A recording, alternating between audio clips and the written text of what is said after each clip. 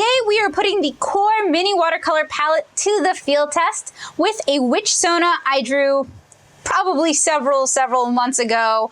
But that makes it perfect for this test, right?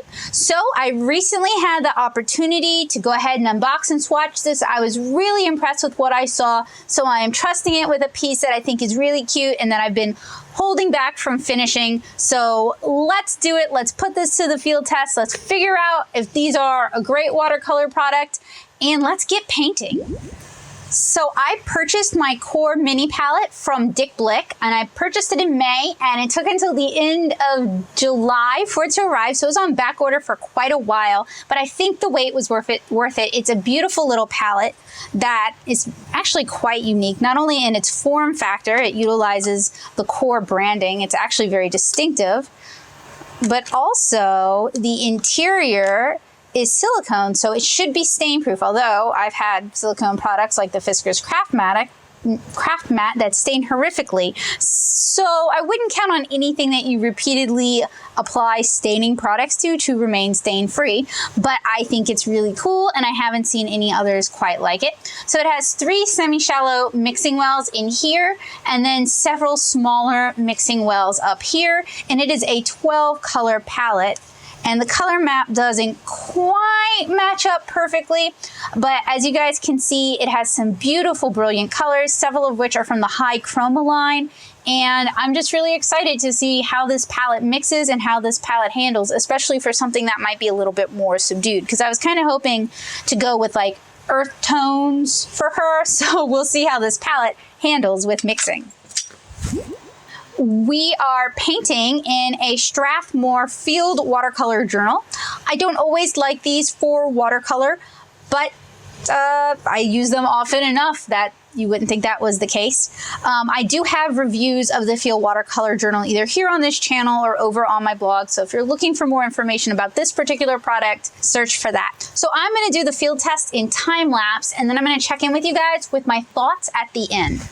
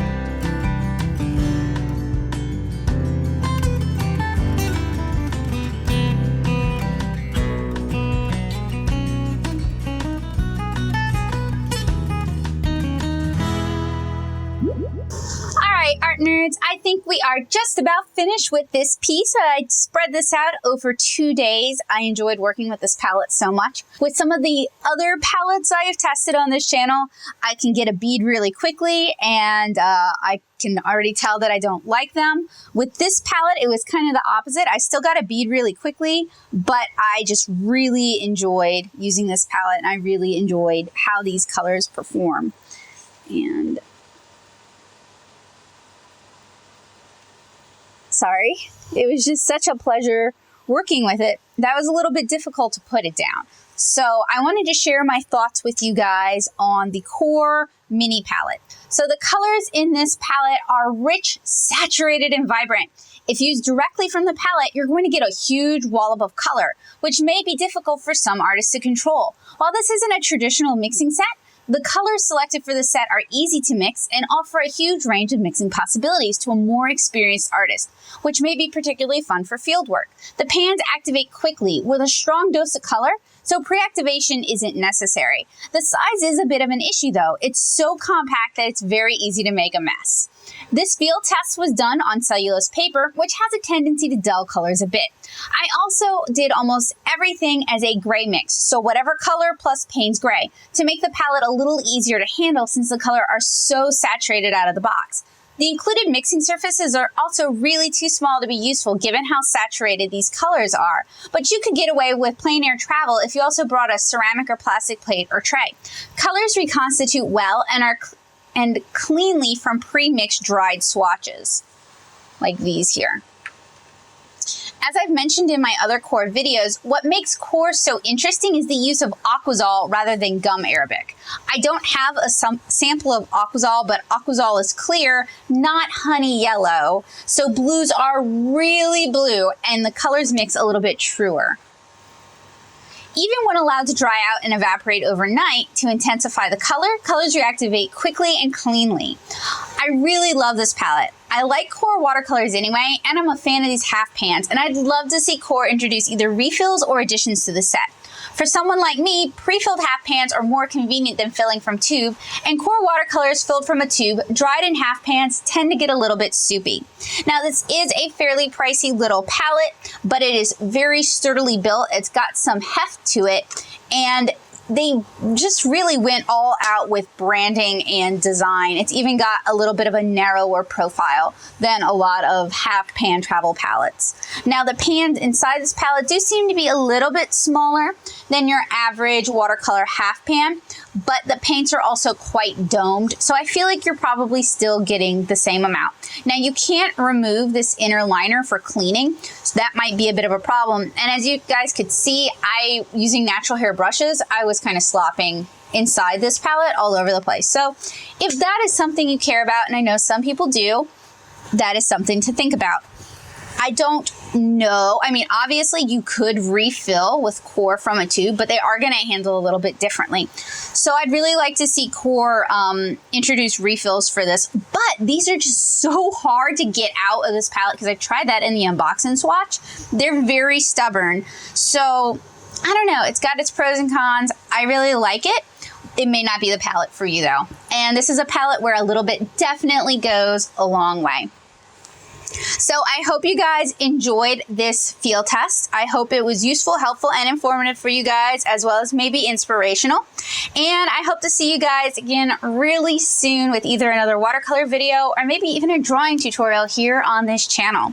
If you love watercolor and you want to learn more about watercolor, head on over to my Watercolor Basics series over at natosoup.blogspot.com, where I take you step by step on the painting process for painting watercolor comics. So not only do we talk about comics, we talk about illustration, we talk about materials, we talk about papers, we talk about paints, we talk about a lot of things in depth over there.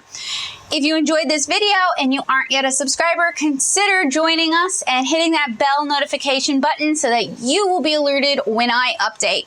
And if you really, really like what I do and you want to help contribute, head on over to my Patreon at patreon.com/natosoup.